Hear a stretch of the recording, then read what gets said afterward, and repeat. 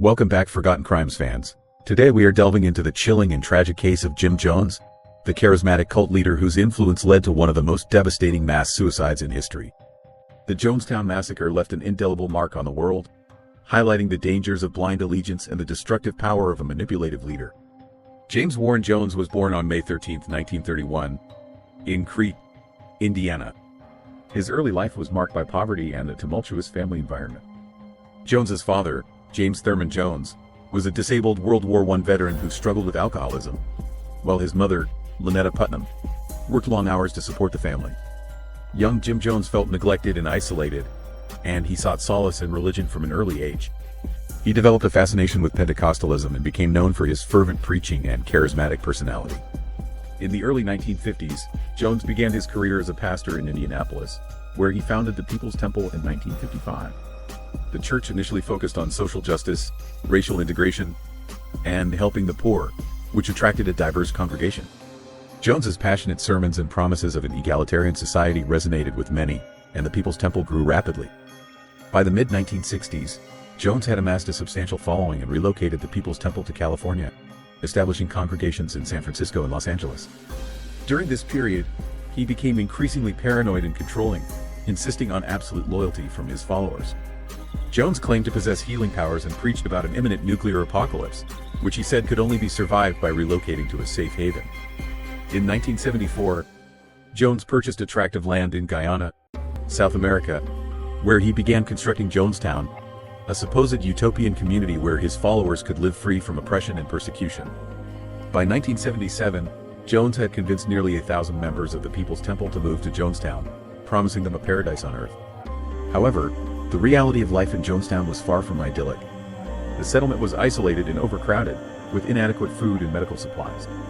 Jones maintained strict control over the residents, subjecting them to grueling labor, constant surveillance, and brutal punishment for dissent. Jones's mental state deteriorated further in Jonestown. He became increasingly paranoid, convinced that the U.S. government was conspiring against him. He isolated his followers from the outside world, forbidding them from contacting their families. Reports of abuse and mistreatment in Jonestown began to surface, prompting concern from relatives of the People's Temple members in the U.S. government. In November 1978, U.S.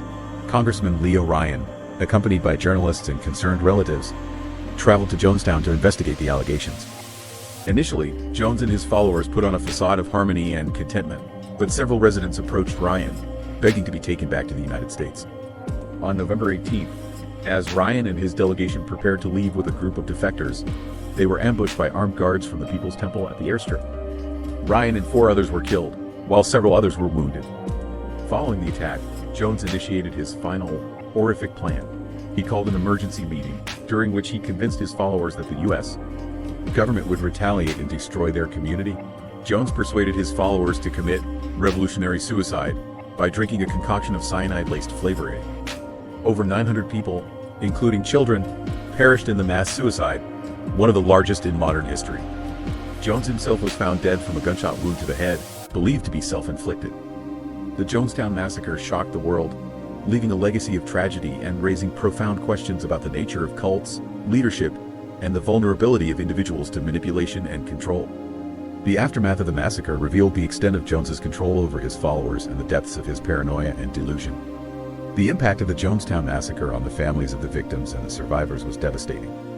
Many lost multiple family members in the tragedy, and the psychological scars left by the experience are deep and lasting. The survivors faced immense challenges in rebuilding their lives and coming to terms with the trauma they had endured. The Jonestown Massacre also led to significant changes in how governments and societies address the threat of cults and charismatic leaders.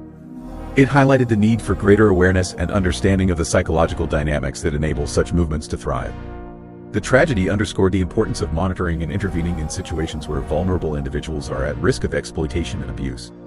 The legacy of Jim Jones and the Jonestown Massacre serves as a stark reminder of the potential for charismatic leaders to exploit and manipulate their followers.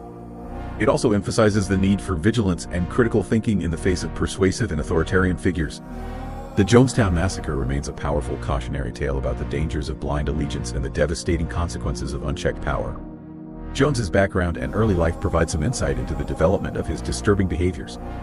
His experiences of poverty and isolation, combined with his early fascination with religion and preaching, likely played a significant role in shaping his charismatic and manipulative tendencies. The profound impact of his childhood experiences, combined with his growing sense of power and control over his followers, created a dangerous combination that ultimately led to the horrific events in Jonestown. Throughout his leadership of the People's Temple, Jones exhibited a meticulous and chillingly methodical approach to controlling his followers. He used a combination of charismatic preaching, psychological manipulation, and physical punishment to maintain his authority. Jones's ability to isolate his followers from the outside world and instill a sense of fear and loyalty speaks to his manipulative nature. His ultimate act of leading his followers to mass suicide was the culmination of his destructive and delusional vision. Jones's actions and the events in Jonestown have been the subject of extensive study and analysis by psychologists, sociologists, and historians.